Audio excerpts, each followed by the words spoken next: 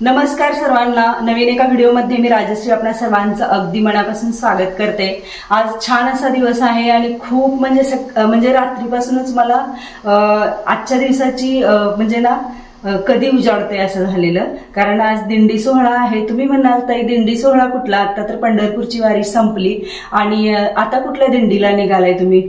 तर सांगते तुम्हाला, दत्त देवस्थान मोराळे, तर इथून दत्तगुरूंची पालखी सोहळा, पायी दिंडी सोहळा आहे आणि त्याची सांगता औदुंबर या ठिकाणी दत्त देवस्थानाच्या ठिकाणी होणार आहे आणि छान असा कार्यक्रम सुद्धा आहे।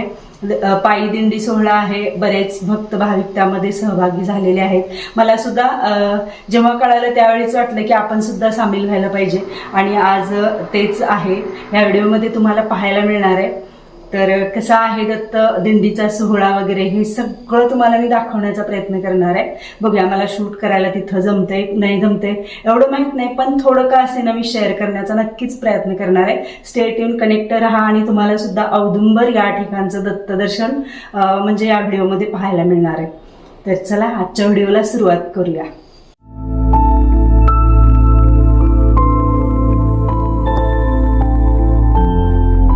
मी आणि माझी मैत्रीण सांगलीहून आम्ही औदुंबर या ठिकाणी पोहोचलेलो होतो आणि दिंडीचं आगमन होत आहे।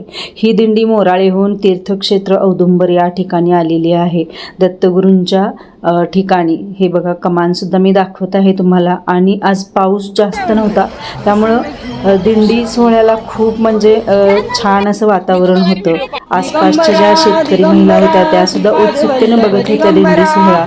आणि रांगोळी बघू शकता, खूप छान असं रांगोळीचं रेखाटन केलेलं भक्तांनी। आणि आता हा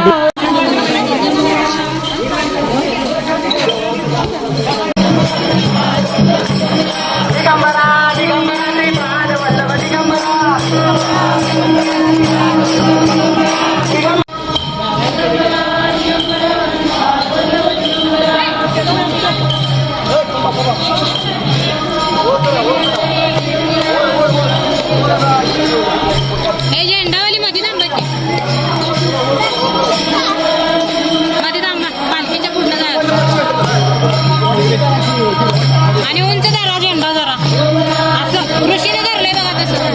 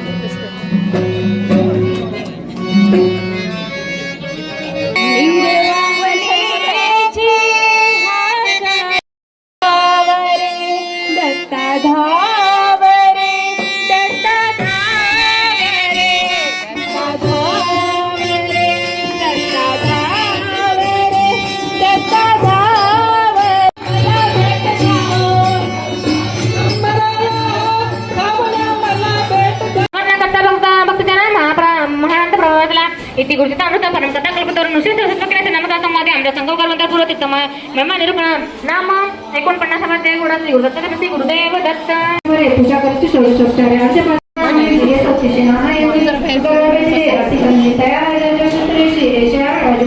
झाली प्रसन्न उपयोगात आवडते त्यांनी सभा केवळ माता काय करणे म्हणायचं